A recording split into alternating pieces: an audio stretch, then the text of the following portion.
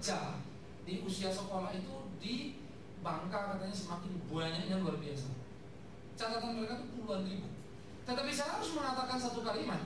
Pada tahun 1998 waktu puncak dari kerusuhan di Jakarta, Departemen Sosial sudah menghitung kurang lebih 50.000 anak ada di perapatan jalan-jalan.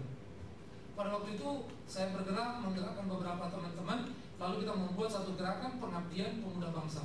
Ya, sebuah tindakan preventif kita masuk di sekolah-sekolah negeri untuk mencegah supaya anak jangan sampai berhenti sekolah.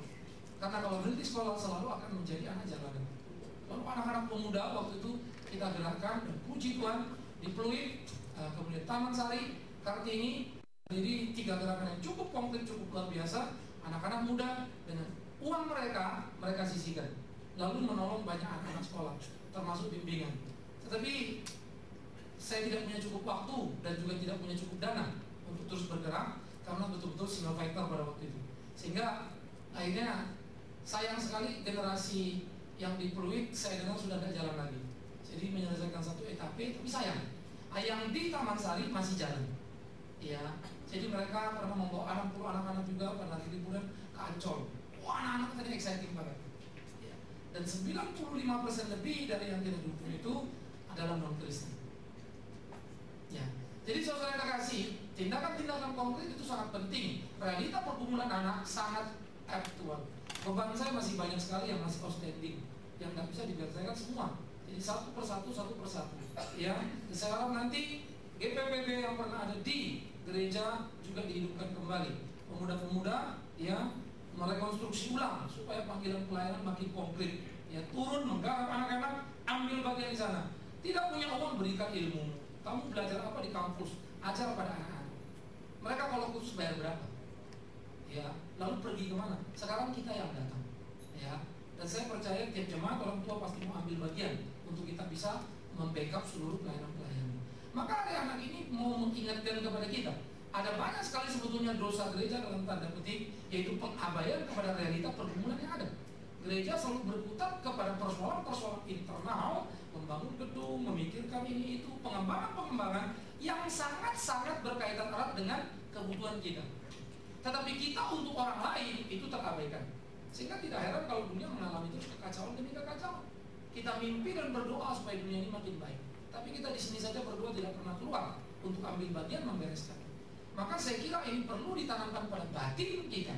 Kita belum menjadi gereja kalau kita belum mengerjakan apa yang Tuhan perintahkan di luar sana, bukan di dalam sini. Ya, di sini sudah seharusnya kita baik, sudah seharusnya kita bagus. Itu sudah seharusnya. Tetapi di luar, itu kita perlu untuk baik dan bagus. Maka saya kira ada banyak PR yang harus dikerjakan, ada banyak yang harus diselesaikan. Dan ini akan menjadi garapan kita bersama-sama. Ya. Nah, 2 bagian Alkitab akan kita baca saudara yang kekasih. Kejadian pasal 22 ayat 17 dan 18. Kejadian 22 17 dan 18. Kita akan membaca sama-sama bagian ini. Kejadian pasal 22 ayat 17 dan ayat 18. Kalau saudara sudah menemukan, kita baca pada hitungan ketiga. Kejadian 22 17 dan 18. 1. Iya. Maka aku akan memberkati engkau berlimpah-limpah dan membuat keturunanmu sangat banyak, seperti bintang di langit dan pasir di tepi laut, dan keturunanmu itu akan menduduki kota-kota musuhnya. Oleh keturunanmu semua bangsa di dunia akan mendapat berkat, karena engkau mendengarkan firman-Ku. Lalu buka lagi Matius pasal 19. Kita pinjam Matius pasal 19. Dan kita akan membaca 13, 14, dan 15 kembali bersama-sama. Matius 19. Saya minta Budi di temanya. Oke. Matius 19, 13 sampai 15. 1. Iya. Lalu orang membawa anak-anak kecil kepada Yesus supaya ia meletakkan tangannya atas mereka dan mendoakan mereka. Akan tetapi murid-muridnya memarahi orang-orang itu. Tetapi Yesus berkata, biarkanlah anak-anak itu, janganlah menghalang-halangi mereka datang kepadaku, sebab orang-orang yang seperti itulah yang mempunyai kerajaan surga. Lalu ia meletakkan tangannya atas mereka, dan kemudian ia berangkat dari situ. Saudara, 2 bagian ini, pertama mau menceritakan kepada kita bahwa anak-anak janji Tuhan kepada Abraham, anak-anaknya akan menjadi berkat dimanapun. dan anak-anaknya akan menduduki kota-kota. Artinya, panggilan orang percaya sejak awal sudah dicanangkan untuk menjadi berkat di mana dia ada. Karena itu, setiap keluarga berkewajiban di dalam panggilannya untuk menjadikan anaknya berkat di mana dia ada. Ya, sehingga anak-anak itu dikatakan mampu menduduki kota-kota bukan dalam kerangka mengeksploitasi atau menguasai kota, tetapi bagaimana mampu menguasai kota-kota, menjadi berkat bagi banyak kota, dan kota-kota bergantung kepada keberadaan anak-anak orang percaya. Saya kira ini jadi semangat yang agak diabaikan oleh gereja, yang perlu untuk terus kita kumpuli, kita pikirkan di dalam kehidupan kita. Nah, kemudian di dalam berikutnya masuk dalam perjanjian baru, ya, anak itu juga dalam kitab Ulangan itu sangat ditekankan, ya. Ajarkan kepada anakmu berulang kali, kan begitu. Siapa Tuhan Allah, waktu kau duduk, waktu kau berdiri, dan seterusnya. Tetapi kemudian di dalam perjanjian baru, kita melihat bagaimana anak-anak itu dibawa oleh orang tuanya supaya diberkati oleh Tuhan. Ya, pada waktu itu Yesus sedang mengajar, mereka pasti punya pikiran, Rabi besar pasti punya berkat yang besar. Sampai sekarang juga masih banyak orang tua bawa anaknya ke pendeta untuk didoakan, begitu, ya. Tapi cara atau memahaminya atau paradigmanya seringkali ada yang tepat dalam arti kata mendoakan anak ini supaya dia bisa mengerti kebenaran firman Tuhan karena dia punya masalah. Tapi ada yang merasa kalau doain anaknya langsung berkatnya limpah karena yang doain pendeta. Jadi agak sedikit mistis juga kadang-kadang, ya. Nah, tetapi yang menarik adalah murid-murid pada waktu itu melarang karena merasa Yesus cukup sibuk, tidak ada waktu buat anak-anak. Maka dia marahin orang-orang tua ini. Apa kamu tidak tahu? Terlalu banyak urusan itu. Tapi Yesus menghampiri murid dan berkata, biarkan anak-anak itu datang kepadaku. Nah, kemudian Tuhan Yesus melayani anak-anak itu dan memberikan sebuah gambaran menarik. Semua orang harus menjadi seperti anak-anak mereka lah memiliki kerajaan surga. Itu bukan anak-anak itu tidak berdosa. No, tapi anak-anak adalah orang yang apa adanya, dalam percaya 100%, bahkan cenderung mudah ditipu dalam tanda petik. Seharusnya seperti itulah kita percaya pada Tuhan tanpa reserve, percaya penuh, melakukan apa yang Tuhan mau, ya. Nah, saya kira ini perlu untuk kita gambarkan bersama-sama, begitu, ya. Nah, jadi saudara yang kekasih, sekarang kita akan melihat dulu gambaran tentang anak, memahami hakikat anak sebagai anak atau sebagai keturunan. Saya kira perspektif yang perlu dibangun perlu sangat serius.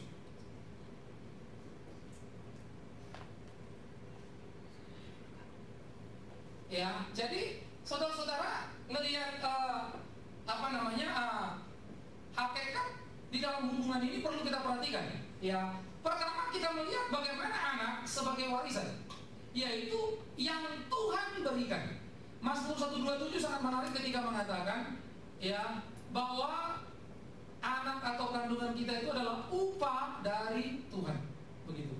Nah, ini perlu untuk kita perhatikan bersama-sama. Sehingga anak sebagai warisan, sebagai kualitas, artinya anak yang Tuhan berikan bukan tanpa tujuan. Kepada Abraham dikatakan keturunanmu, kan gitu, ya, akan menjadi berkat yang besar. Keturunanmu akan menjadi berkat yang luar biasa. Di sini bicara kualitas. Mazmur 127 mengatakan kandungan itu upah dari Tuhan. Untuk mengatakan kehamilan atau punya anak bukan soal subur atau tidak subur, tetapi kehamilan atau punya anak itu soal berkat Tuhan. Dan Tuhan memberkati orang untuk anak yang dikandungnya menjadi berkat lagi di dalam kehidupan. Itu yang harus kita mengerti. Jadi bukan sekedar regenerasi, punya anak, punya keturunan, lalu nggak punya keturunan kita sedih, lalu punya anak kita anggap sudah oke. Bukan itu. Tapi bagaimana betul-betul mengejawantahkan panggilan Tuhan, itu yang sangat serius.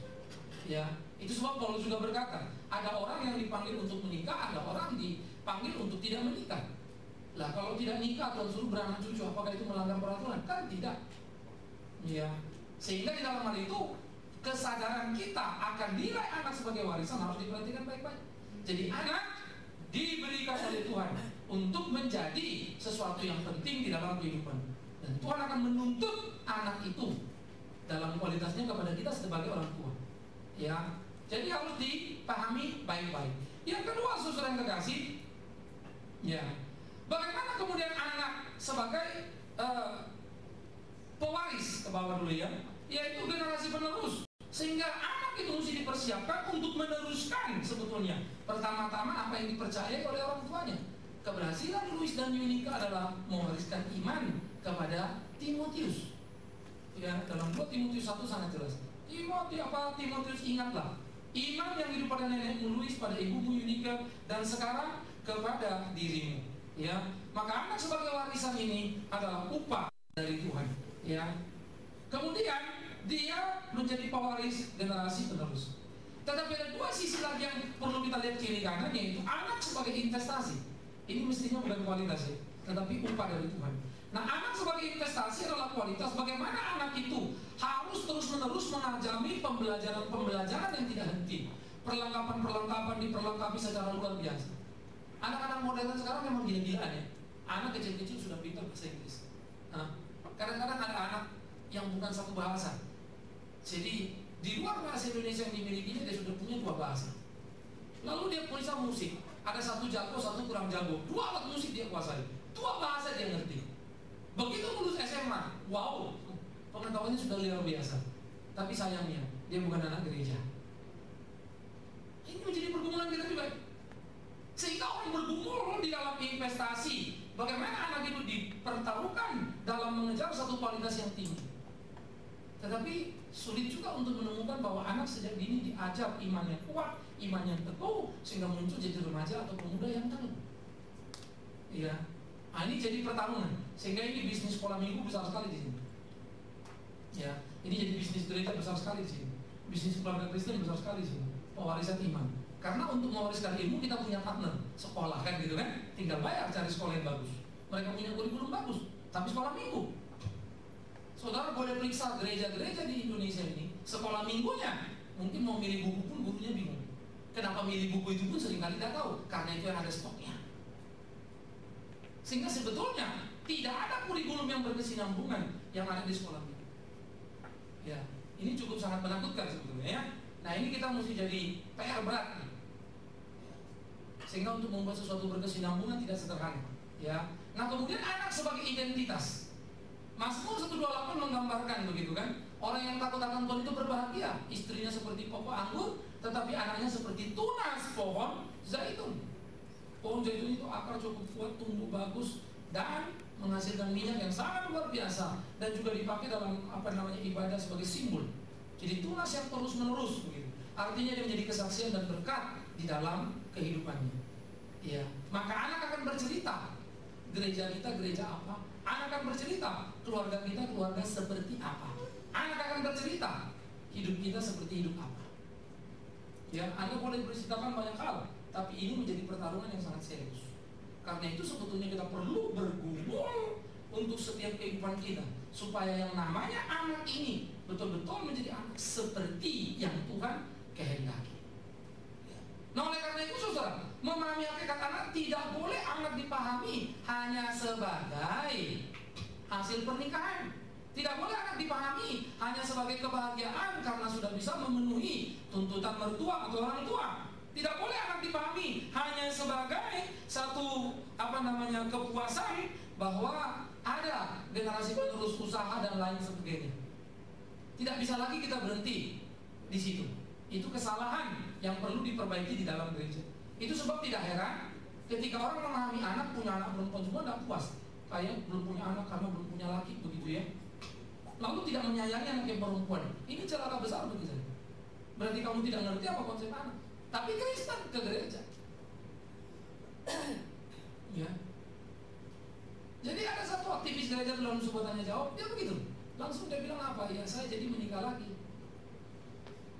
Aktivis di gereja, loh kenapa nikah lagi? Soalnya nggak punya anak perempuan. Gendeng juga begitu ya.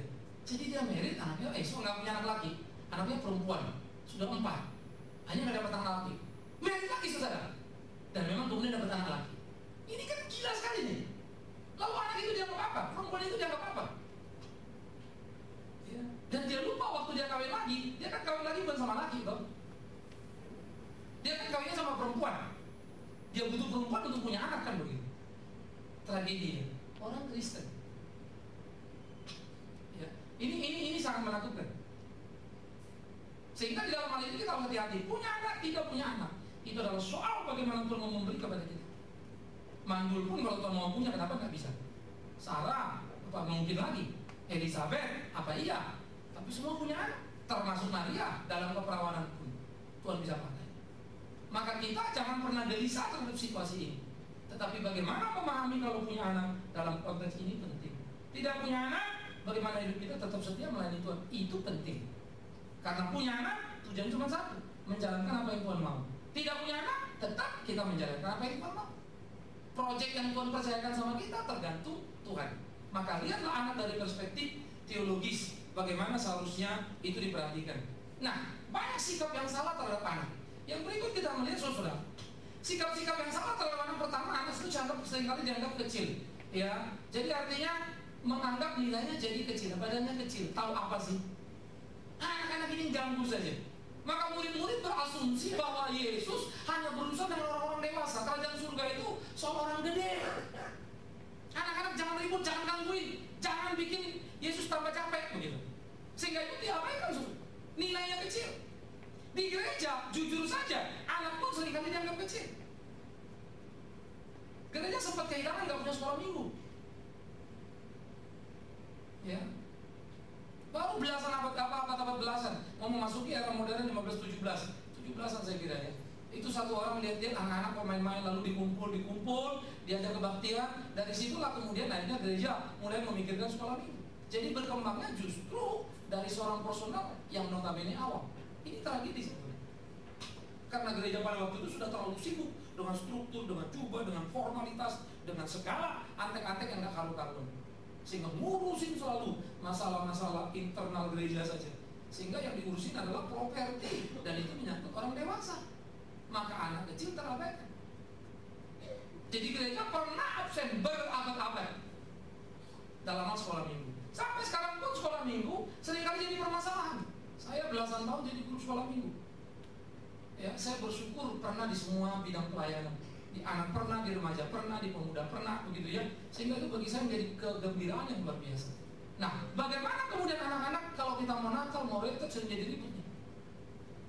Mahal benar biayanya. Coba retret orang dewasa, gak ada yang ribut.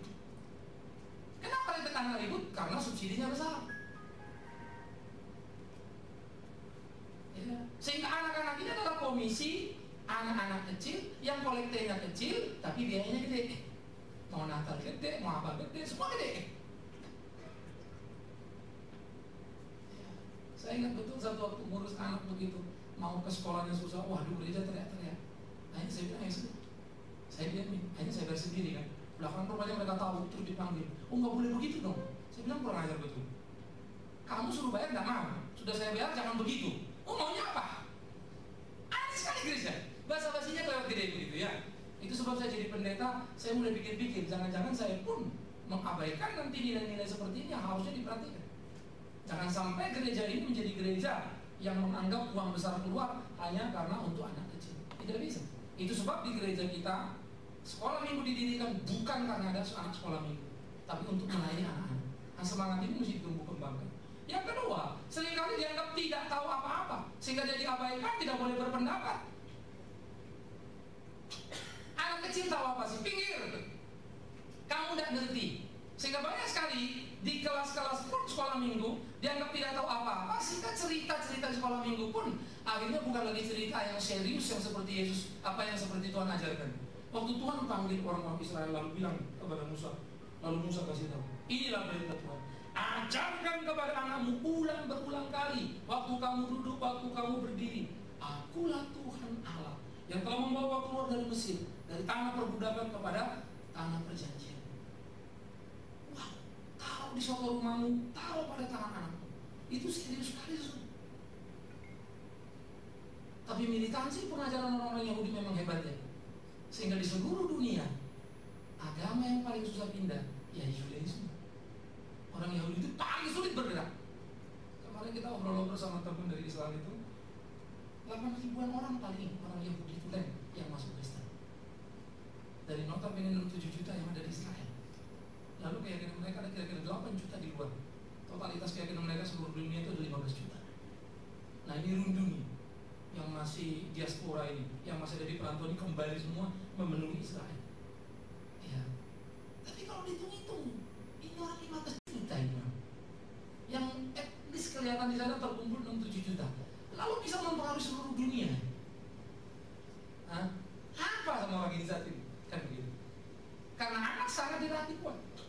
asal dilatih dan diperhatikan.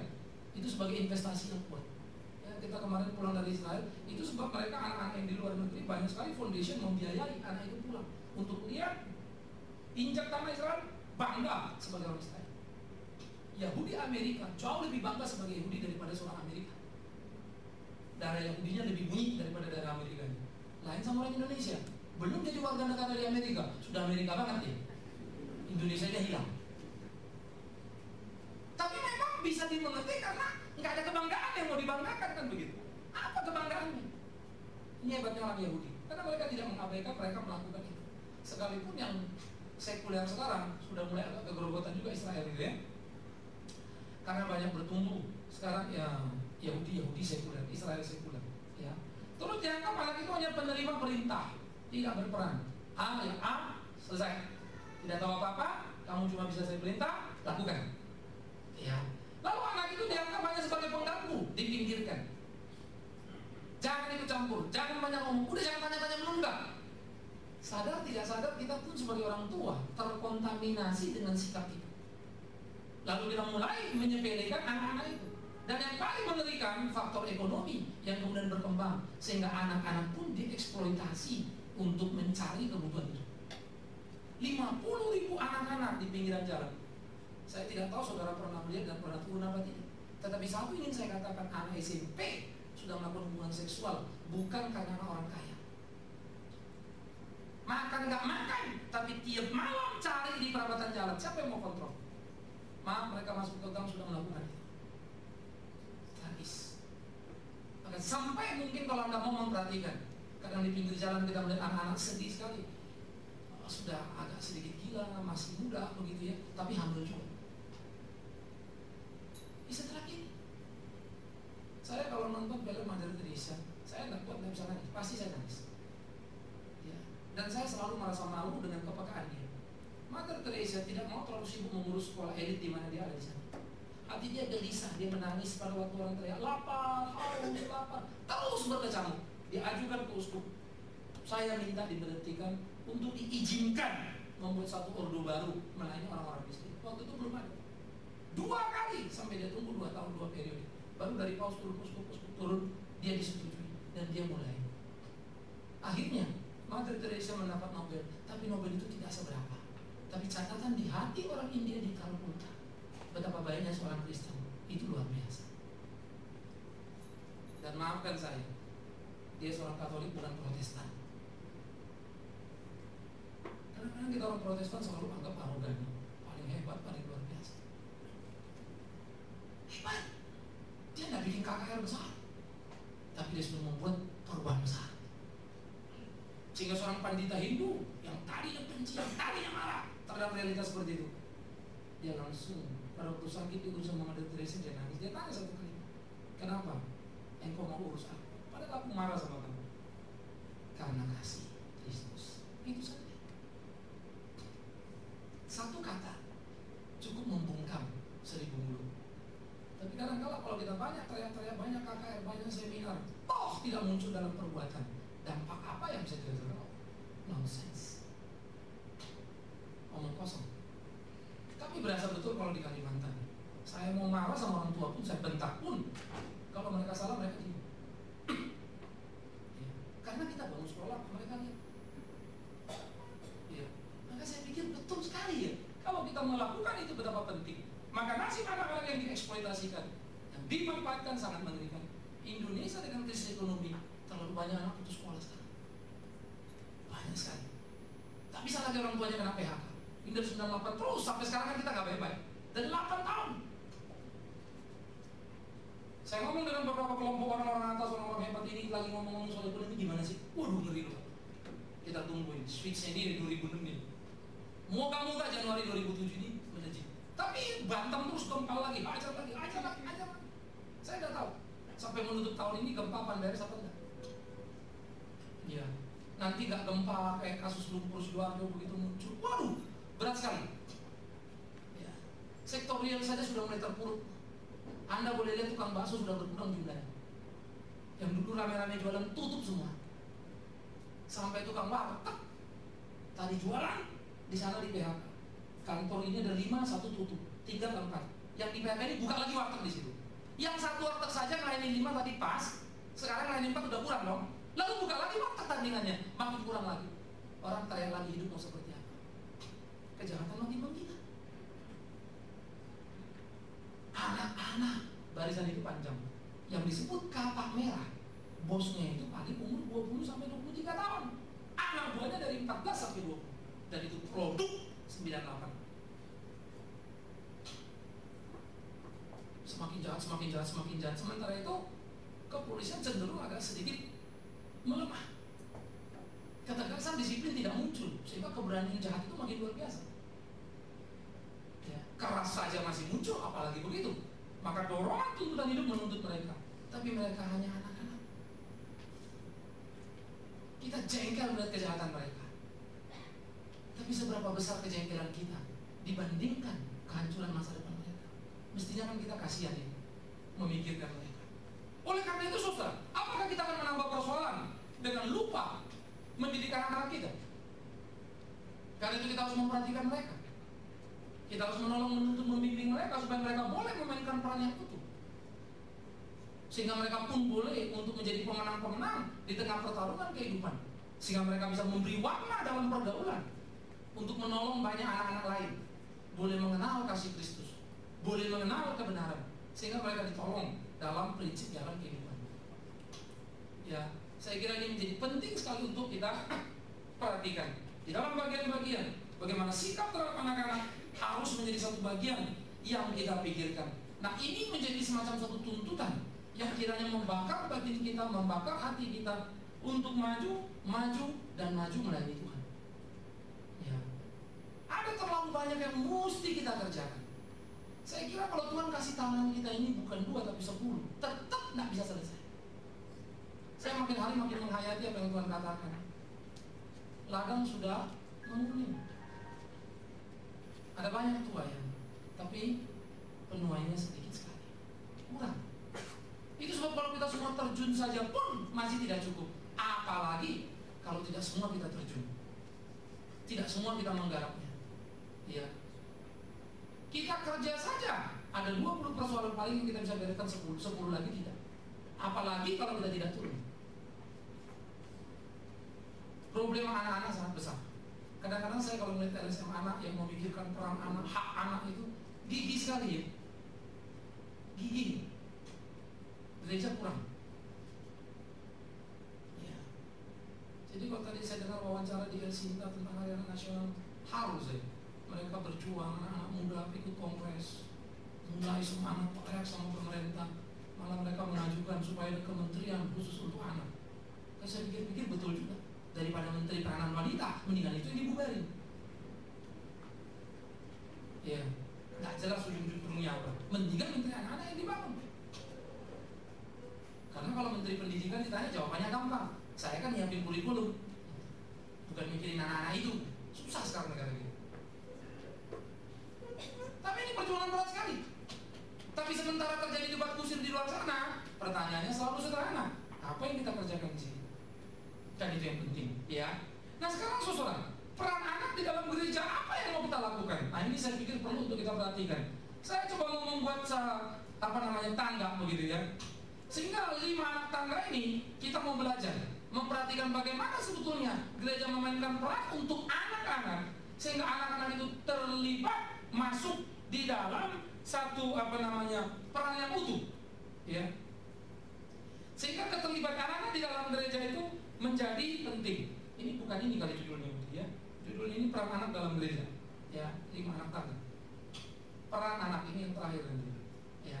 Nah, yang pertama, kita memperhatikan anak-anak sebagai pewaris iman. Saya kira banyak sekali orang tua beriman tidak memperhatikan anak waktu dibawa ke baptisan. Malah ada satu kejadian. Ini pendeta lagi.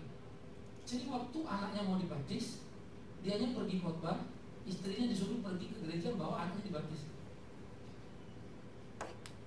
Lalu waktu itu teman saya cerita, dia bilang, waduh, udah hampir kagak mau baptis, tapi nggak nyangka kalau sampai nggak datang. Gila, bapaknya kok bisa pergi khotbah? Bapaknya pendeta. Maka temannya pendeta dia bilang, dia ngerti tapi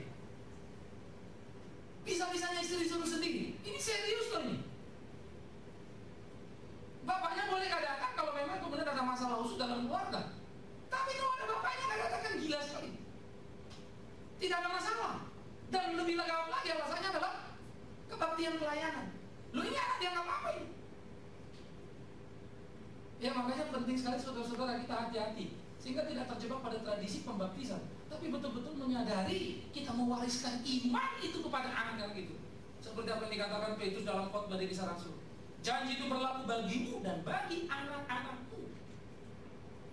Maka kita harus membawa anak itu datang. Maria Yusuf pergi untuk membawa Yesus ke bait Allah, baik pada waktu disunat maupun penyerahan untuk menjadi anak Taurat. Umur 8 hari disunat, 12 tahun penyerahan untuk menjadi anak Taurat sepenuhnya. Maka ini menjadi sangat penting, sehingga orang tua harus betul-betul memainkan peran sebagai pewaris iman, meluruskan pada anak. Ini start yang penting. Maka saya harap tiap orang tua memperhatikan betapa pentingnya peran anak dalam gereja. Karena itu dia punya hak yang harus diperhatikan dalam soal baptisan. Ya, sehingga bukan karena sudah harus tradisi tuntutan gereja, mesti karena belum, tapi betul-betul orang tua menyadari. Ya, sehingga saya harap setiap orang tua mau berdoa buat anak-anaknya, memegang anak dan memeluk anak itu berdoa. Apa yang kau mau anak itu jadi? Mau kemana anak itu? Itu semangat kita, itu gairah kita. Saya semakin anak saya besar, jujur saja saya semakin rada takut. Waktu kecil saya bisa arahkan mereka, saya bisa disiplin keras pada mereka. Makin mereka besar, tentu tidak lagi sembarang seperti membentukkan mereka kecil. Tapi makin saya harus lepas sedikit, kontrol itu mesti mulai berbagi kekuasaan begitu ya. Rasanya mulai agak takut. Nanti lempeng gak ya? Lempeng gak ya? Ketakutan itu muncul. Itu sebab kehidupan doa kita mewariskan iman pada dia menjadi sangat penting. Yang kedua, melatih anak itu menjadi pembelajar. Sekolah minggu memainkan peran strategis, saudara yang dikasih. Di sini penting sekali.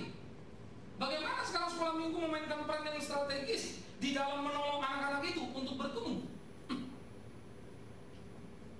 Saya ngajar sekolah minggu belasan tahun dengan pengalaman yang saya bersyukur pada Tuhan pernah saya lakukan. Dan saya syukur Tuhan dorong saya. Saya pernah buka sekolah minggu di Pasar Baru untuk anak-anak India. Ya, karena satu teman ada orang India, dia mau dekat-dekat, mau kenal Tuhan gitu. Saya di rumahnya ngajarin anaknya. Lalu saya tanya, ada teman kamu nggak? Wah, anak saya ada. Gila lagi karena ada di rumahnya. Saya datang, rata-rata belum pernah tuh anak bangun. Jadi saya mesti teriak pembantunya bangunin, tunggu dia mandi. Terus ajak temannya dari 2 anak, 3, 4, 8, hanya 10 anak India saya layani.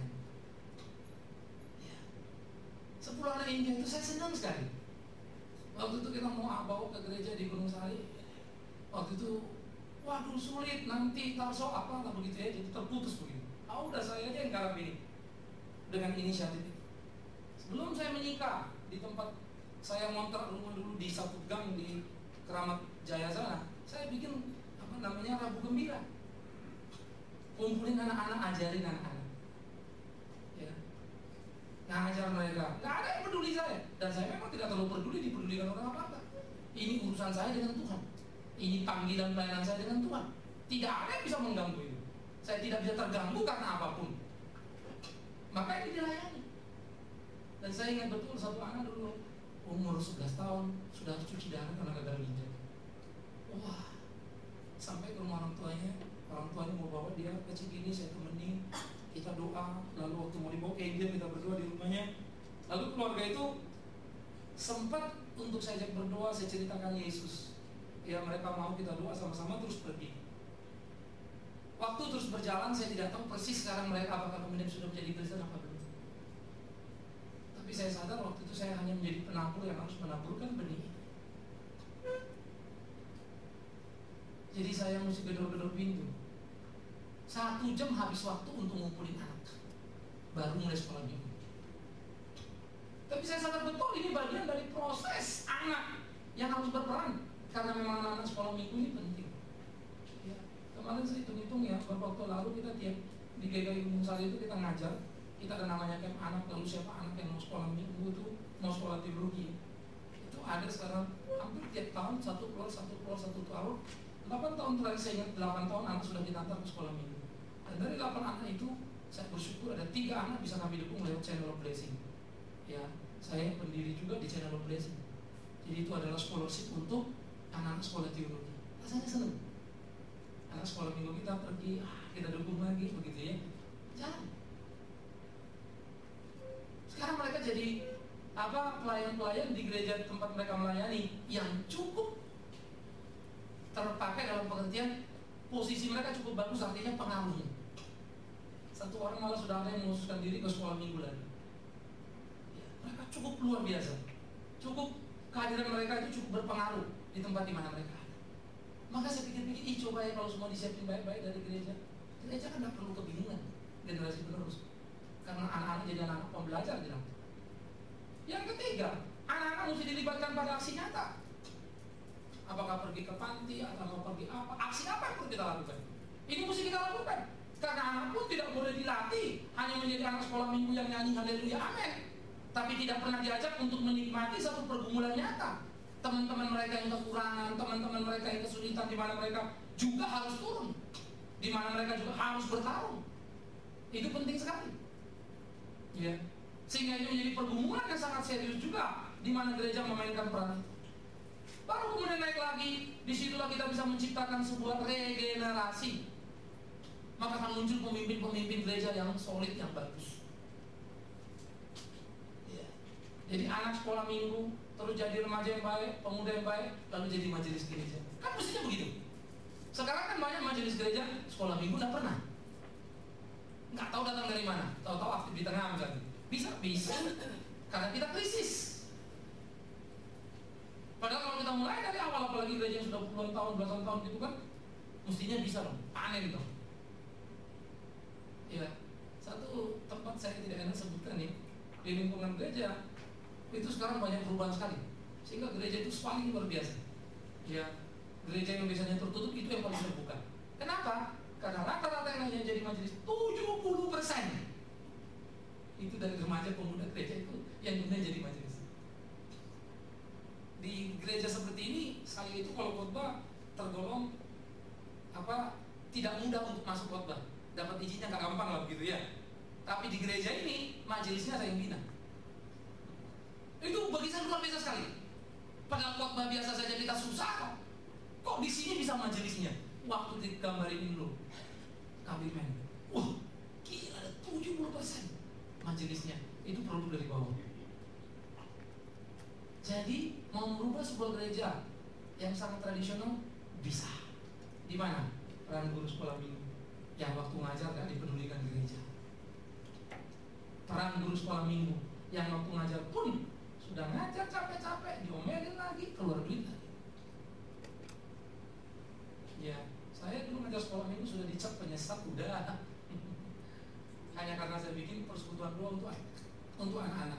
Tiap minggu kan kebaktian, saya kumpulin Sabtu bikin persekutuan doa dari rumah ke rumah. Dianggap saya penyesat. Karena memang gereja tidak kenal persekutuan apa-apaan ini kan gitu. Ya, padahal bikin persekutuan uang kita keluar, antar jemput anak lagi gitu ya. Tetapi kita di sini lah memang terjadi. Kalau mau sebuah generasi bagus ya mesti mau lakukan. Kalau nggak jangan mimpi. Lalu kita menuntut sebuah perubahan. Kok nggak berubah? Ya bagaimana mau berubah? Kita nggak bikin perubahan. Iya. Anak itu bisa berubah kalau ada satu model yang dia terima, satu proses pembentukan yang dia alami, sehingga menjadi pewaris surga. Itu puncak harapan iman Kristen kita. Sehingga anak-anak betul dibawa masuk ke sini, hidup di sini, menang di sini. Alangkah luar biasanya. Ya, saya kasih contoh betapa rawatnya anak-anak muda kita. Satu anak aku di sekolah minggu, bagus di remaja, lalu selesai SMA dia kuliah ke Jerman. Anak ini sudah pengurus di remaja, di BP Inti istilahnya ya. Kalau kita mungkin badan pengurus harian gitu. Istilah BP Inti dia sudah hebat. Tapi waktu ke Jerman 1 tahun, dia masih kuat, tahun kedua dia sudah hancur. Lalu waktu saya pimpin KKR di sana, kemudian dia angkat tangan dalam pembaruan hidup gitu ya, dia nangis, lalu minta khusus saya tangani, dan saya tangani. Kemudian tangisannya membuat saya hebat. Habis-habis dia nangis, terus dia bilang, "Kak, dulu saya di gereja, saya tahu gereja dia, saya remaja, saya pengurus. Tahun pertama saya kuat di sini, tahun kedua sudah enggak. Bukan saja visi di porno, tapi omnya sendiri pun ngajarin kalau kamu sini pacaran, jangan sama anak Indonesia, sama anak Jerman. Udah pacaran, udah pernah tidur bareng belum? Bodoh sekali kamu, kata omnya. mesti belajar tidur bareng. Wah, dia jadi diminta karuan. Dia nggak sempat tidur bareng, tapi sudah pornografi itu sudah menghantam dia. Karena omnya sendiri mendukung dia, kan gila. Ya, karena itu dianggap gaya hidup biasa. Sehingga dia mengalami satu kejatuhan yang sangat menakutkan. Dia nangis. Hanya kami berdoa bersama. Lalu waktu itu saya minta pada para senior di sana untuk anak itu pindah tempat tinggal. Ya, supaya diaturkan pindah tempat tinggal sehingga dia bisa lebih tenang dan tidak dekat lagi dengan omnya. Saudara yang terkasih, nyebrang ke negara sana, yang di sini tidak boleh, di sana boleh. Ya, nyebrang ke negara seberang sana, yang berbeda itu banyak sekali. Nah, saya pikir kepekaan-kepekaan begini perlu untuk kita lihat. Maka jangan kita pikir anak kita sudah jago.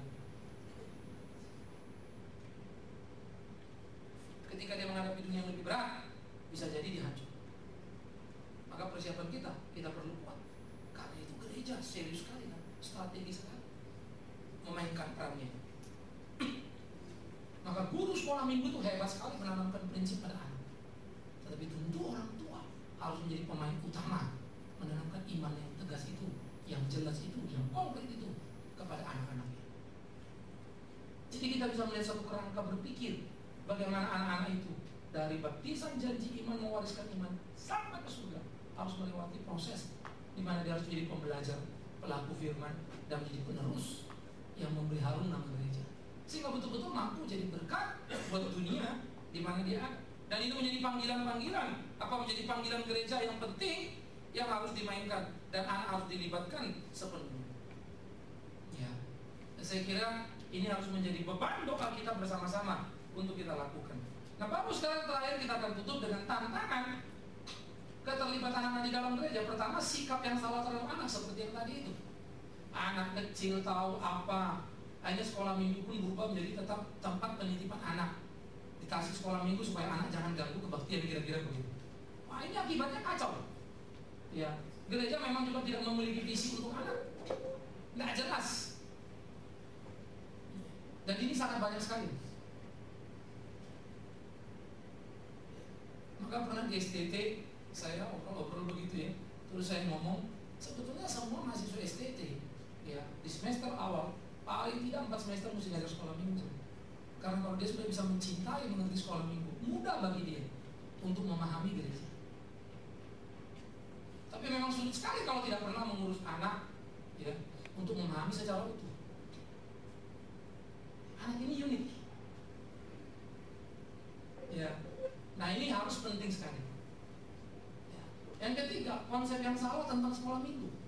Seperti yang saya bilang tadi, dianggap tempat penitipan anak. Nah, ini memang jadi repot. Kalau dianggap itu tempat penitipan anak, kacau. Dan memang banyak gereja bikin sekolah minggu yang modelnya begitu, sehingga tidak jelas kurikulum, tidak jelas lain-lain, begitu ya. Dulu saya ngajar sekolah minggu ini waduh, berat sekali. Sampai kita SMP itu kebingungan, anak mau dikasih apa lagi SMP? Hanya SMP 1, 2, 3, saya bikin kurikulum. Saya sebetulnya bukan orang pendidikan.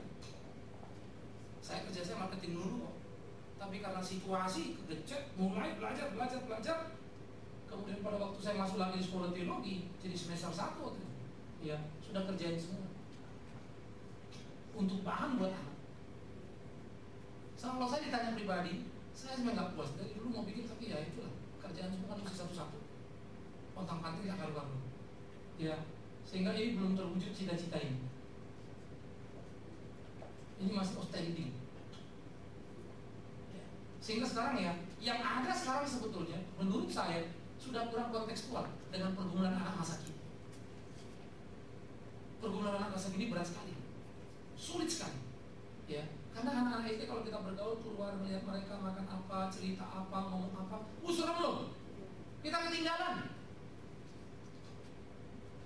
Ya. Anak saya pulang dia cerita, masih SD.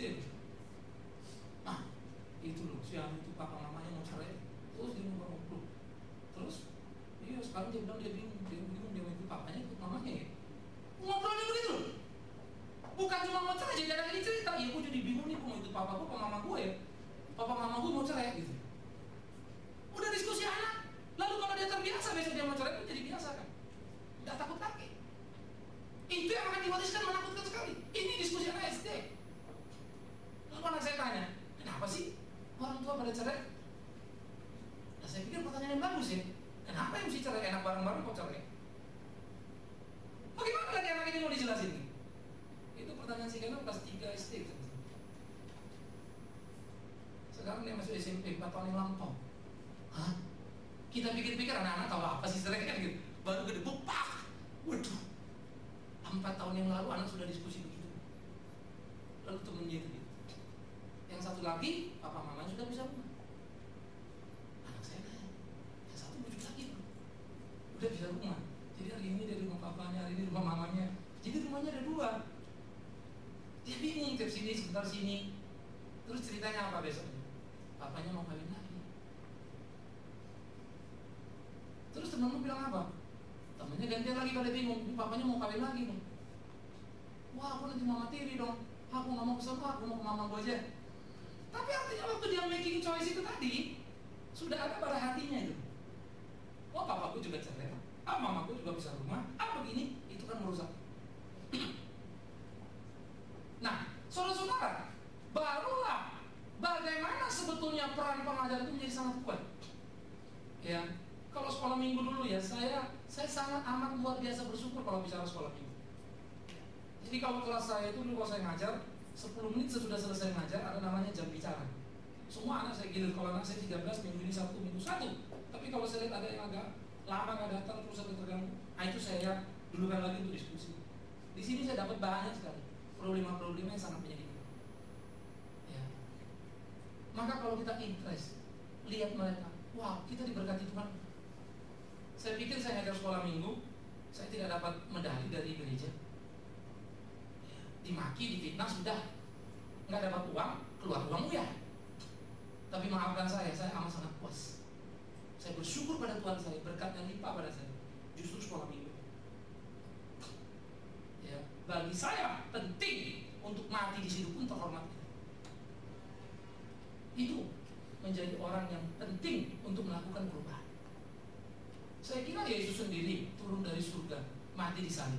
Siapa yang kasih award sama dia? Siapa yang kasih penghargaan sama dia? Mana ada? Yang ada orang caci maki dia untuk apa yang baik yang dia lakukan. Itu panggilan kita. Hantaman, badai, pengkhianatan, aniaya, itu panggilan orang Kristen biasa itu. Tapi bagaimana kita bertarung dengan komitmen yang kuat? Nah, itu menjadi panggilan kita. Maka dalam 10 menit diskusi itu, waduh banyak hal loh saya dapat tahu. Tapi akhirnya saya jadi jatuh cinta betul sama mereka. Sehingga tiap hari saya gilir, anak saya 21 minggu itu 2 semua. Satu nggak datang udah bertarung. Waduh Tuhan, yang nggak datang kemarin. Wah, dalam doa. Nanti waktu datang, Tuhan terima kasih. Kayaknya happy banget. Ya, kayaknya kita seneng banget. Gitu. Itu kita lakukan terus. Ya, nah saudara yang kekasih, satu kisah bagaimana hal ini menjadi menarik ya. Pada waktu satu anak saya itu disuruh tiap kali doa, dia doa. Dia doa. 3 bulan saya berdoa gitu. Tuhan tolong anak ini. Lalu saya panggil sering ngobrol-ngobrol. Waduh, memang sedih sih. Memang keluarga mereka susah. Pagi anak ini mesti bantu kakaknya buka toko di Senen gitu ya, dagang daging. Habis itu dia mesti keliling jajakan kue yang dibuat orang tuanya. Terus dia baru pergi sekolah, udah capek kan. Pulang sekolah dia ke toko lagi, bantu lagi, beres-beres pulang, baru pulang. Jadi sampai dia kelas 7, umur 17 masih kelas 1 SMP. Jadi banyak tinggal, terus kadang-kadang jadi kalau berpikirnya begitu ya, mindernya besar sekali. Jadi doa itu mulutnya bisa ketutup terus gitu. Udah 3 bulan saya terus bergumul, Tuhan tolong dia. Tiap kali saya suruh, 1 kali waktu saya ngomong dia doa. Waktu dia doa, nggak amin. Tapi kalimatnya bagus. Akhirnya dia hampir 7 menit berdoa, baru amin. Saya juga kayaknya berhenti kan, udah tunggu kapan amin. Mula-mula saya senang, tapi makin lama makin gelisah juga. Jadi kapan amin ini anak? Tapi musuh dia amin, saya juga nggak enak kan begitu. Tapi habis itu saya nangis. Saya bilang, luar biasa.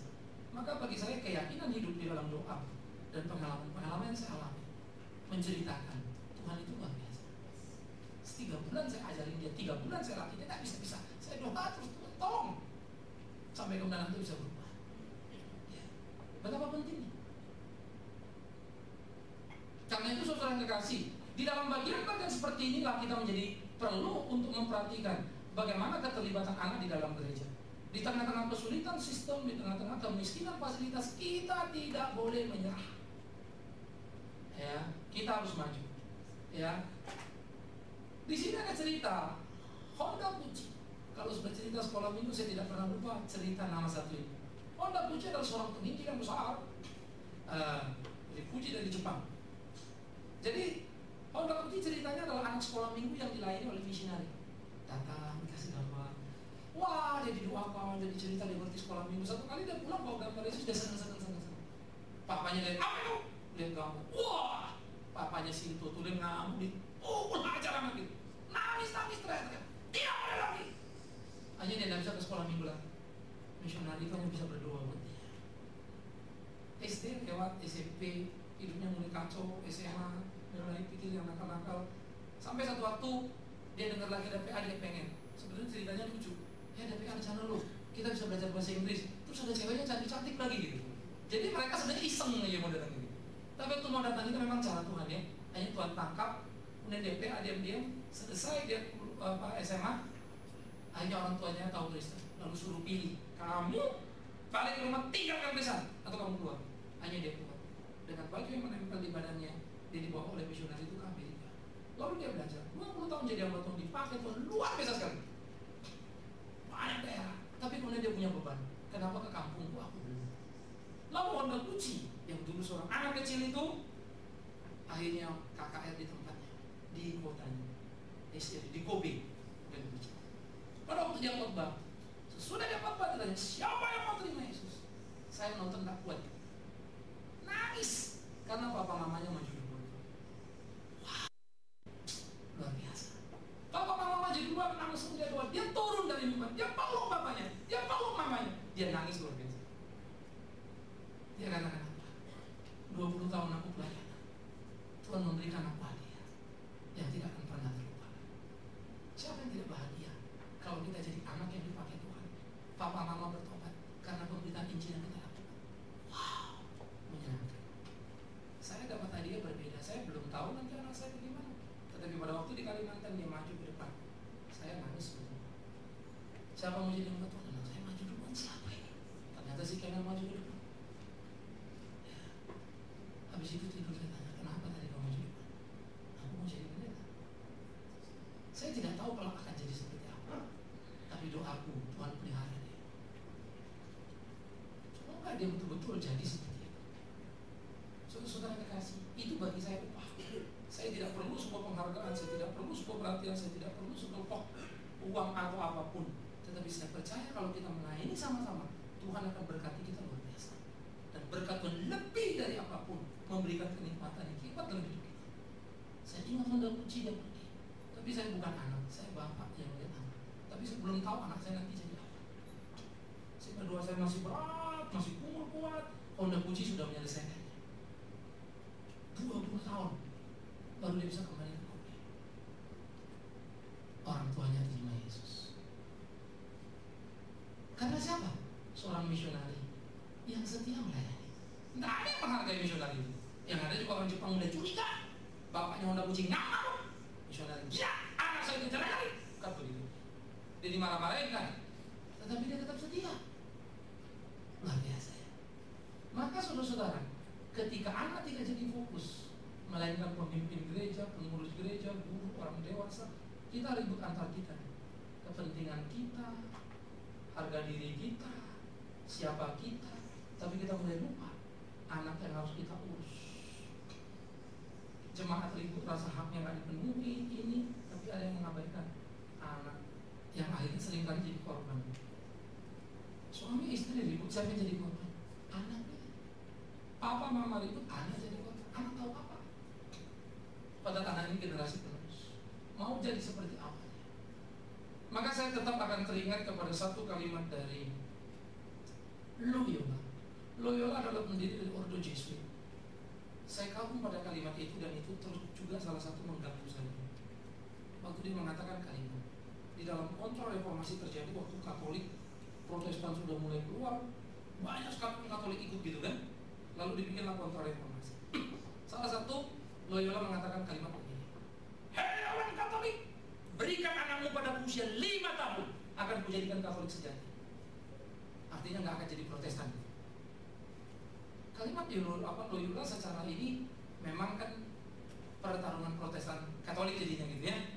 Tetapi bagi saya kalimat itu menjadi menarik karena kemudian memang Yesus berdiri dan paling intelektual di dalam ordo-ordonya Katolik, seorang Loyola. Apa mimpi kita sebagai orang tua untuk memberikan peran pada anak? Apa mimpi kita tentang anak itu mau jadi apa dia jadi?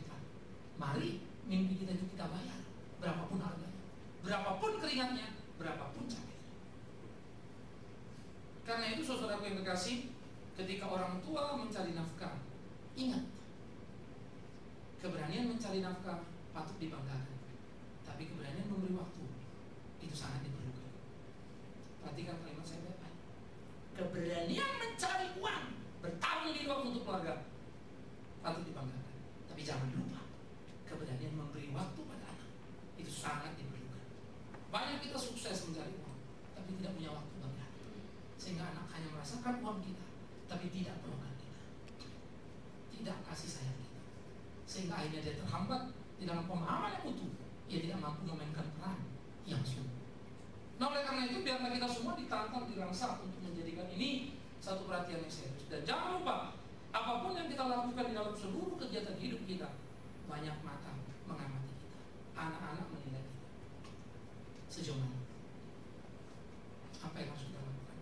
Maka saya percaya sekali ketika kita bekerja sungguh-sungguh untuk Tuhan kita, melakukan apa yang Tuhan mau, anak-anak kita kiranya bukan saja seperti kita, tentu doa kita lebih hebat lagi dari kita, lebih maju lagi dari kita, lebih sungguh lagi melayani, supaya sungguh-sungguh sebuah regenerasi terjadi.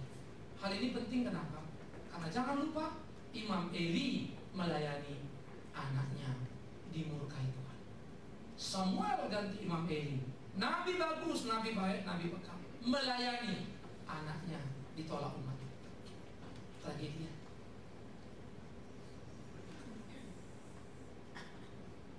Camkan, pikirkan, regenerasi keturunan. Daud orang hebat, dipakai Tuhan, anaknya memberontak pada dia. Ada kesalahan yang dia lakukan, dia harus menerima konsekuensinya. Camkan ini, pikirkan ini. Maka biarlah saudara yang kasih, di tengah-tengah pergumulan pertarungan hidup kita hari ini, kita memikirkan dengan bijak bahwa semua hidup kita harus menjadi seperti apa yang Tuhan mau, supaya sungguh-sungguh kita bisa mempersembahkan anak-anak kita menjadi persembahan yang hidup, yang kudus, yang berkenan pada Allah. Di samping tentu hidup kita sendiri yang pertama dan utama, maka anak kita akan tumbuh. Percayalah, kalau anak beriman teguh, saya selalu yakin anak itu sukses hidupnya. Bukan jadi presiden, bukan jadi menteri. Saya nggak pernah doa anak saya jadi menteri, saya nggak pernah doa anak saya jadi presiden. Saya selalu doa anak saya takut Tuhan. Entah apa jobnya mau dikasih Tuhan, itu urusan Tuhan. It's not my business. Ya, doa anak itu takut Tuhan. Takut Tuhan, takut Tuhan. Maka percaya ia akan mengalami hal yang luar biasa. Sukacita yang hebat. Anugerah Tuhan lebih dari apa yang bisa kita lakukan.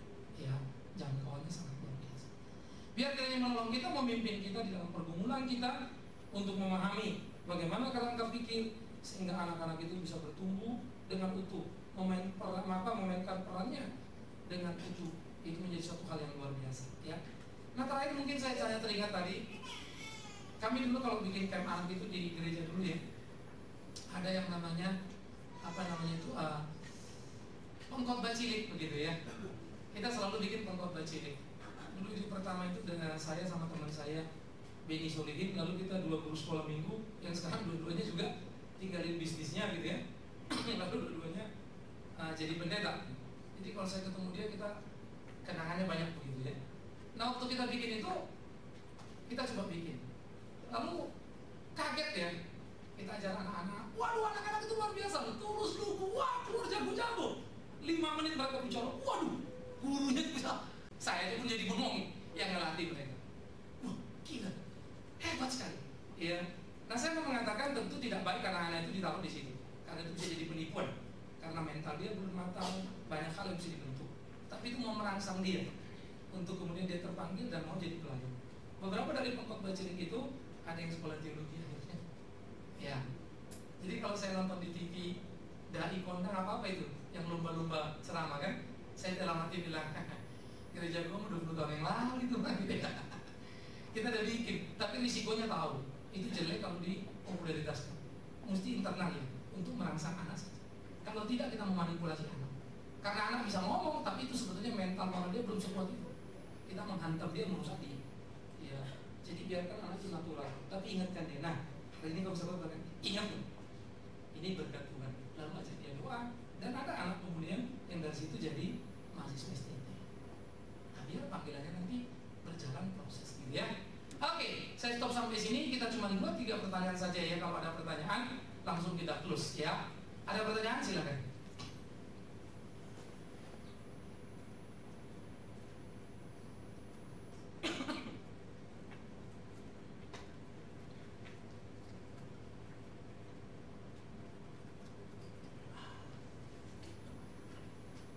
Siapa mau nanya? Anak-anak korban pelecehan, silakan nanya.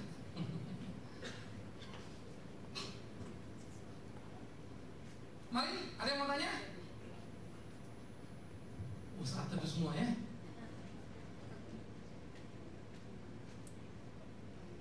Kayaknya ini lain deh kayak sama yang gue alami gitu ya. Betul, kita banyak mengalami kesulitan, kepahitan, kegetiran. Tapi generasi pertama boleh saja generasi yang mengalami kekurangan. Generasi kedua lebih bagus, generasi ketiga makin bagus gitu ya. Terus kan begitu.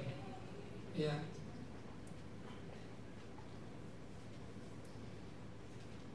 Saya dulu ya kalau sekolah minggu, waktu saya ingat sekolah minggu, saya juga gak tahu kenapa saya jadi pendeta. Saya sekolah minggu dulu juga nakal gitu. Jadi waktu saya masih sekolah minggu di AKBP, kita taruh kolektor taruh. Jadi di lapangan rumput gitu, nyanyi gitu. Wah gurunya pimpin, kalau orang Batak kan pimpin nyanyi seru kan. Wah kita nyanyi. Jadi apa? Jalo pele pinangi dumi. Aduh saya lupa lagi ya. Pokoknya nyanyinya tentang kolektor. Kolektornya jalan kan.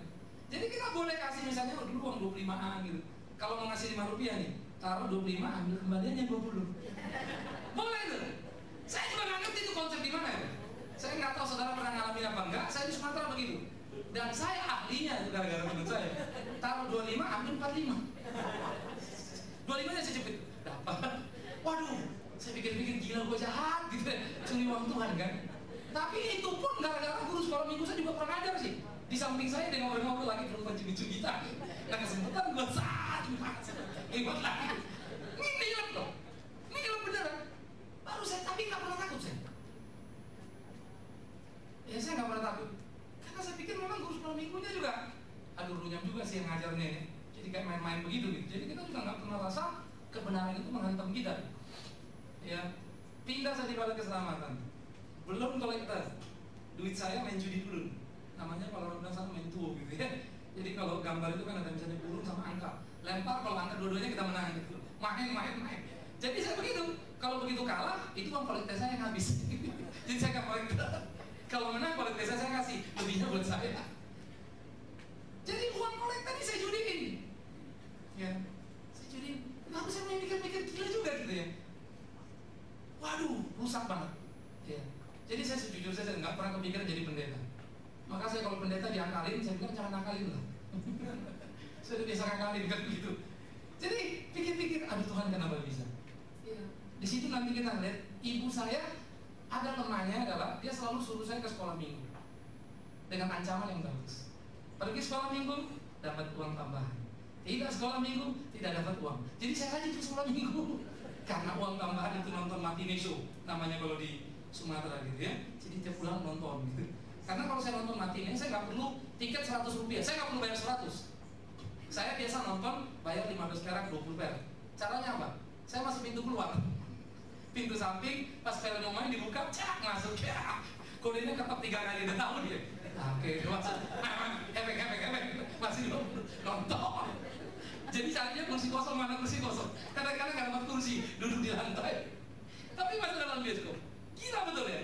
Jadi saya pikir-pikir, waduh sekolah minggu kacau gitu ya. Tetapi berkat Tuhan itu Bang, nangkep ya. Lalu saya jadi hamba Tuhan, saya nggak kebayang, jujur saja, nggak pernah kepikir, nggak pernah. Waktu saya pertama kali terima Tuhan sungguh-sungguh jadi guru sekolah minggu, saya bingung. Saya keringetan ngajar anak sekolah minggu, karena saya paling nggak betah sama anak sekolah minggu. Dulu anak kecil kalau nangis saya gitu, cek korban. Begitu jadi anak sekolah minggu, saya dikasih pegang balita. Wah, keringat dingin sudah. Saya cerita ini nangis, ini nangis. Waduh, keringat saya 3 minggu berturut-turut keringat terus. Keringat dingin. Mau baik enggak, mau mencinta enggak berani kan begitu. Udah jadi guru sekolah minggu. Tapi nice ya kalau terbimbingnya. Luar biasa.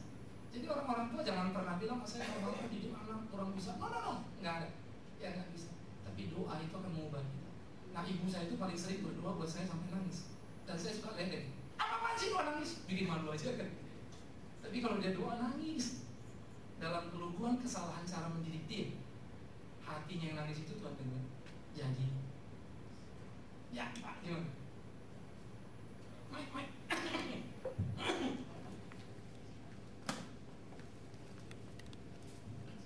Terima kasih. Saya ingin tanyakan sejauh mana pengaruh dari ilmu psikologi sekular yang dipelajari di universitas-universitas dalam penerapannya di terutama di sekolah minggu ya. Apakah sudah ada kerjasama semacam itu? Karena kita tahu bahwa anak mempunyai sifat sendiri-sendiri begitu ya, dan saya belum tahu apakah di dalam kekristenan ini sudah ada yang khusus yang mengkhususkan psikologi anak ala Kristen gitu ya. Nah, itu Pak. Oke. Sebetulnya sih sudah. Psikologi itu anak itu kan secara umum semua anak sama. Ya. Cuma nanti bedanya adalah bagaimana kita melihat dan memandang itu dari perspektif anugerah Allah. Ya. Misalnya, kita nggak akan bisa menerima teori lingkungan yang dikembangkan oleh Erikson, yang kira-kira dia mengatakan begini: kalau lingkungan baik anak jadi baik, lingkungan jahat anak jadi jahat, gitu ya. Kenapa? Karena konsep dalam psikologi modern juga sama, tabula rasa. Ya, tabula rasa artinya anak itu lahir kayak kertas putih, kosong, gitu kan? Tinggal kita mau tulis merah, hitam apa putih, jadilah begitu. Tapi sebagai orang Kristen, kita bilang tidak. Tiap orang sudah terkena kepada dosa turunan, punya kecenderungan berbuat dosa, berapapun umurnya.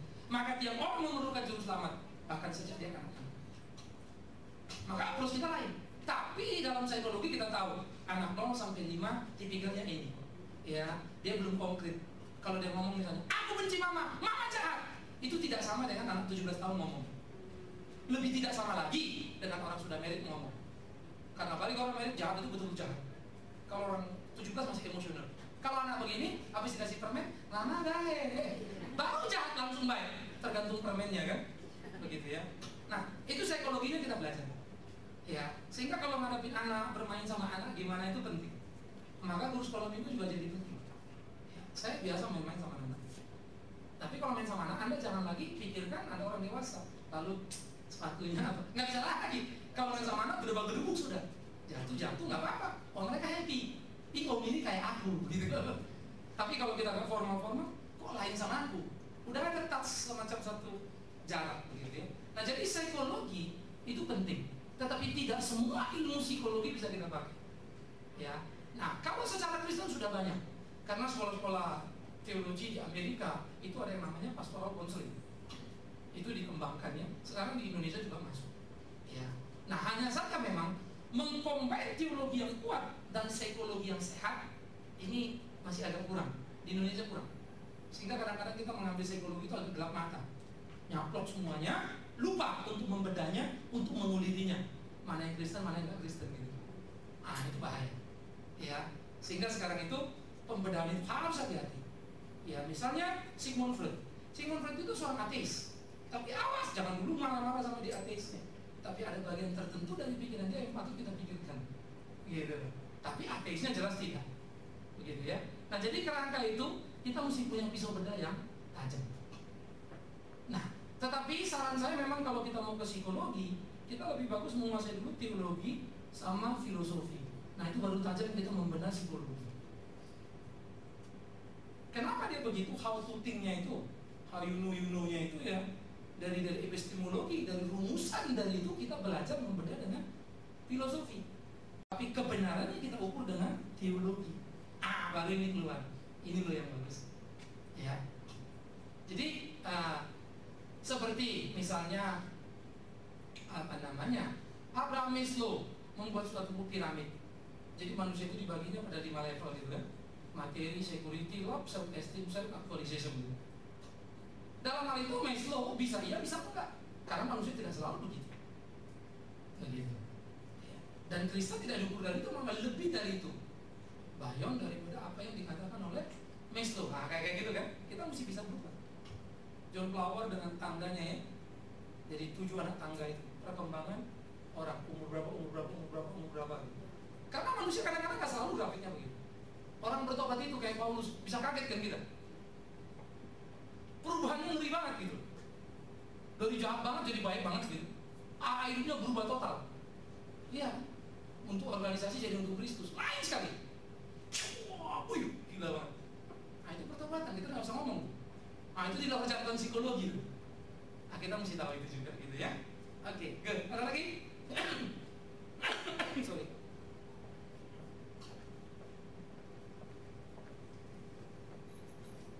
Siapa lagi tadi? Oh, oke. Pak Bangun ya.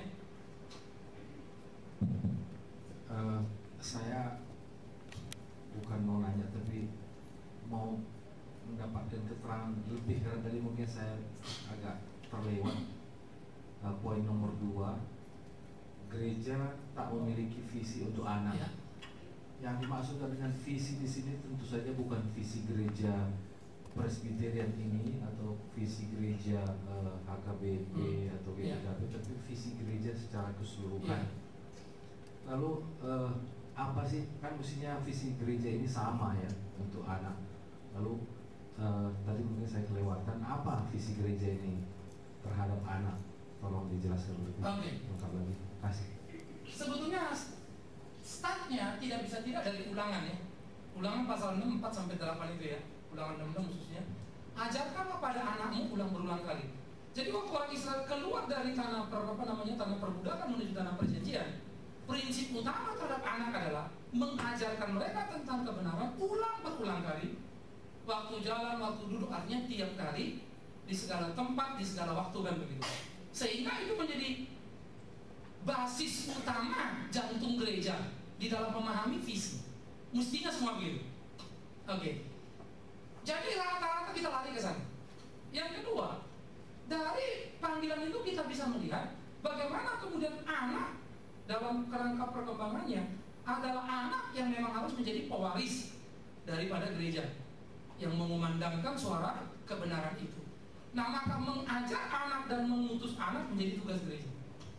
Itu memang rata-rata di semua gereja. Tetapi, ini masalah ya. Tiap gereja ada pendetanya, pendeta yang sebelumnya ingat. Pendeta yang nggak terlalu penting itu. Mulai regenerasi kepemimpinan selalu makin mengalami degradasi. Terus degradasi. Belum lagi konteks begitu ya. Alami lagi degradasi. Malah sekarang sekolah minggu jadi playgroup. Taman bermain saja sudah. Supaya jangan ganggu orang tua. Sehingga fasilitasnya bagus-bagus semua. Tapi nggak tahu. Gurunya cerita pun kebun binatang diceritain. Adik-adik, kita lihat gajah nggak gajah itu begini. Sampai sekolah ditanya anaknya sama orang tua, tadi cerita apa sekolah minggu? Aduh papa, gajah belalainya bagus ya. Ayat berapa itu ya? Nah, kehilangan. Kenapa bisa hilang? Ternyata gereja ini kalau sudah tidak memiliki visi, tidak ada pelatihan untuk guru sekolah minggu, kan gitu kan? Kalau nggak ada pelatihan untuk guru sekolah minggu, ya guru sekolah minggu nggak tahu dong apa yang mesti diomongin kan? Akhirnya sembarang. Ya, jadi kalau kita dulu di GKI Gunungsari 6 bulan ya, 6 bulan itu namanya sekolah calon guru. Masuk dulu dia calon guru, belajar itu 6 bulan. Nah, saya termasuk salah satu pengajar. Lalu kita bikin lagi angket sekali-kali, lempar sama mereka. Seringkali guru sekolah minggu yang mau ngajar ini, keyakinan keselamatannya pun masih kacau. Wah, ini mesti diberesin lagi. Jadi ini catatan kecil, yang ini catatan gitu ya. Dan ternyata memang banyak.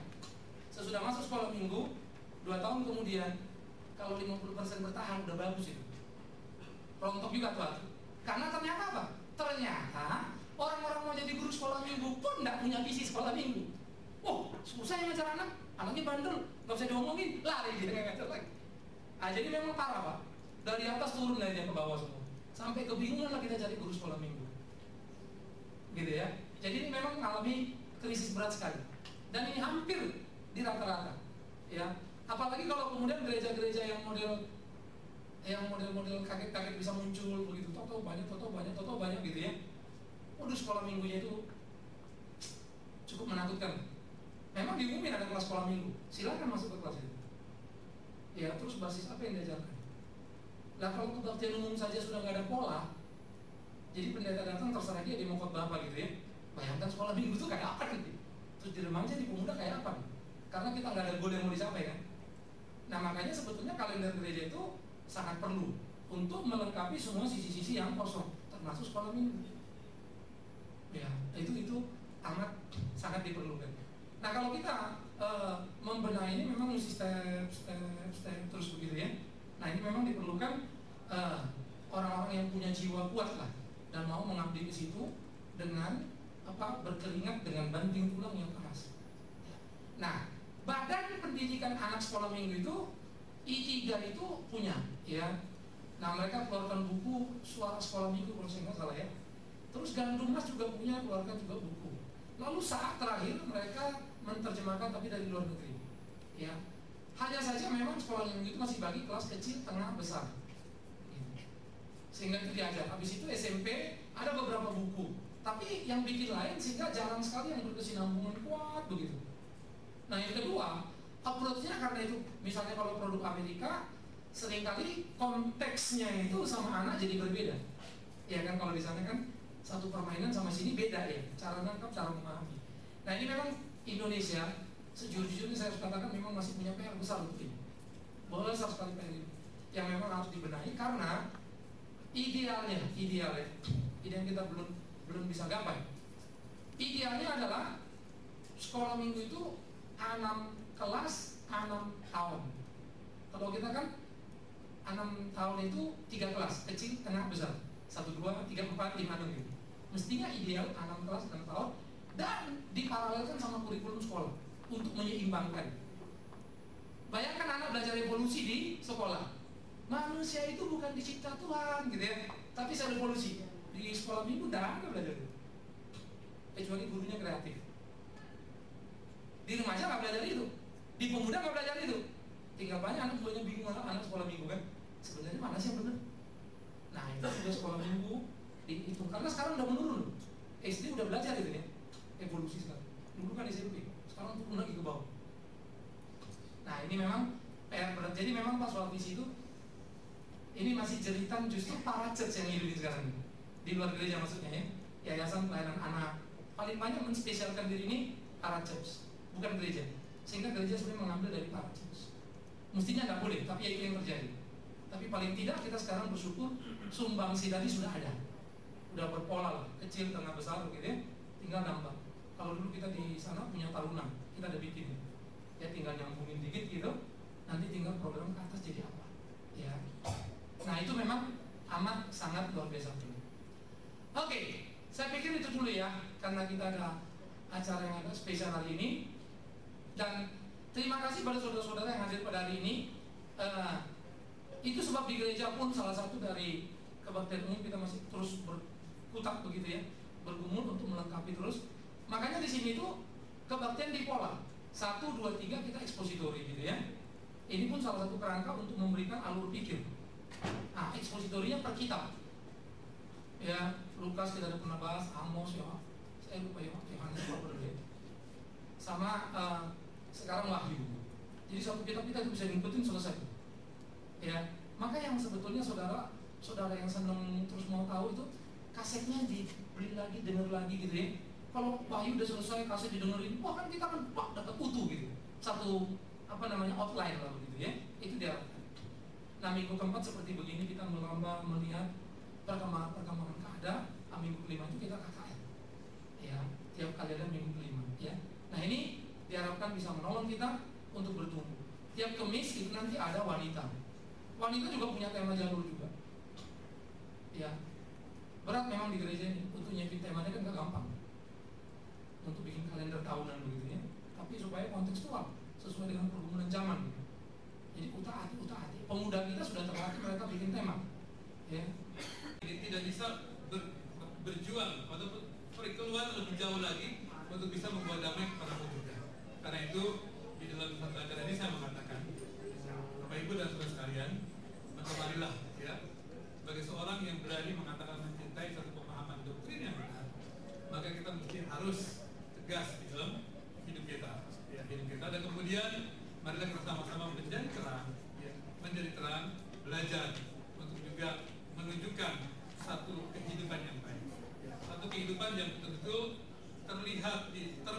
kontestasi dalam hidup kita, kebenaran yang kita lakukan kita tidak katakan. Sehingga dengan demikian saya berharap gereja di tempat ini jangan sampai beranggapan bahwa kita yang menjadi terbaik, karena kita berusaha untuk mengucapkan pemahaman doktrin yang baik.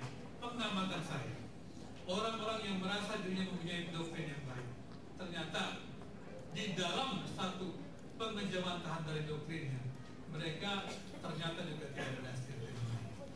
Karena itu, marilah sebagai sebuah gereja kita terus berjuang dalam pemahaman yang benar. Marilah kita juga kemudian berusaha untuk menerapkan kehidupan yang benar tersebut di dalam kebersamaan kita.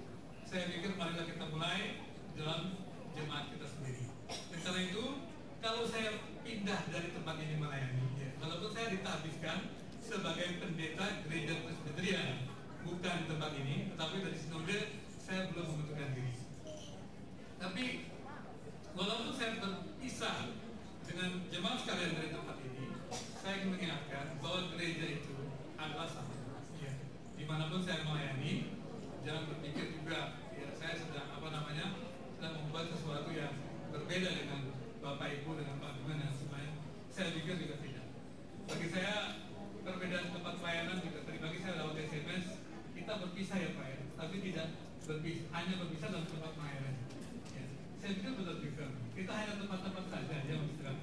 Perjuangan saya, perjuangan Bapak Ibu dan saudara sama, ya, yaitu untuk melayani Kristus. Jadi saya berharap sepeninggal saya di tempat ini, walaupun saya masih khotbah besok, supaya semuanya menjadi jelas. Untuk saya adalah dimanapun saya melayani, perjuangan saya adalah untuk bisa menyatakan doktrin pemahaman yang benar, dan kemudian marilah kita mempertahankan hati bersama-sama, bergaul bersama-sama dalam jemaat dan semua orang, karena saya selalu mengatakan semua orang di bumi ini. Tadi ada saya kutip sendiri, Pak Yiko mengatakan, saya lupa, sayangnya bukan orang Kristen. Bagi saya, siapapun yang mengatakan kebenaran, kita harus menghormati, karena kebenaran itu ada dari Allah, dari siapapun keluarnya. Dari saya pun, ketika saya mengatakan kebenaran kepada siapapun, saya tidak akan mengatakan dari si Binsar, dari Kristen tidak, tetapi kebenaran itu adalah milik Allah dan juga untuk semua. Dan ini merupakan satu dasar di mana kita bisa hidup bersama dengan baik, dengan bukan hanya orang Kristen, tetapi dengan semua manusia. Sekali lagi, kalau hari ini istri saya tidak bisa datang, ya, dia memang juga sering istrinya sakit lagi karena mungkin